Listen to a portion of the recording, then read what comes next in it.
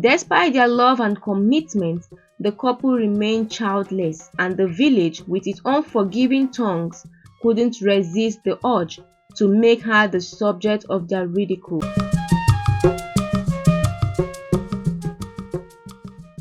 Once upon a time, in the very small village of Owo, lived a very beautiful and generous woman named Modupe. Modupe is a very beautiful and young maiden, loved by both old and young, especially children in the village. She loves children a lot, that while growing up, she promised to have as many children as she could bear. But fate have other plans for beautiful Modupe. Modupe had been married to her first husband, Adeolu, for many years without a fruit of the womb. Despite their love and commitment, the couple remained childless, and the village, with its unforgiving tongues, couldn't resist the urge to make her the subject of their ridicule.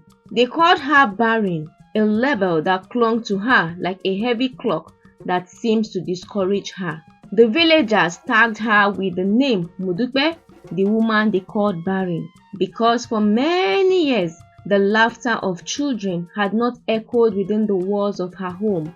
She endured the cruel whispers and mocking stares of her neighbors, who couldn't comprehend the weight of her silent pain. Unknown to Modupe, it was Adeolu who carried the burden of infertility. However, in a culture where blame was easily assigned, it was she who bore the weight of their childless existence. As each passing day carved another line of sorrow on her face, but she held on to hope like a fragile thread, weaving dreams of little footsteps and laughter in her quiet moment.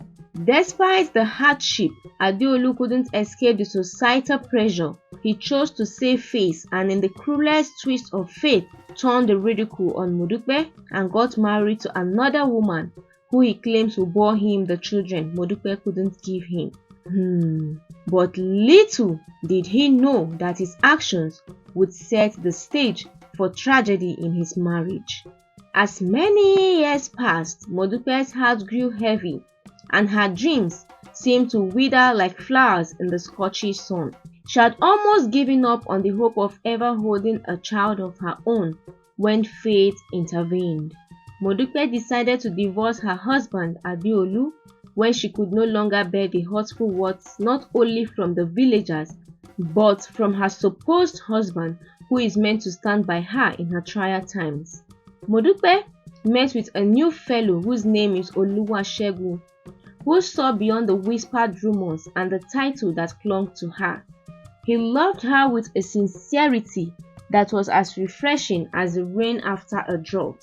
Modupe, hesitant at first, found comfort in Oluwasegun's arms. He became the ray of sunlight that pierced through the stormy cloud that had gathered over her life. In time, they were blessed with the fruit of the womb, a child that was a proof to their love and faith. While Adeolu, on the other hand, who is married to another woman, still couldn't have a child of his own. The village, witnessing the unexpected joy that blossomed in Modupe's life, learned a valuable lesson about the consequences of rushing to judge others.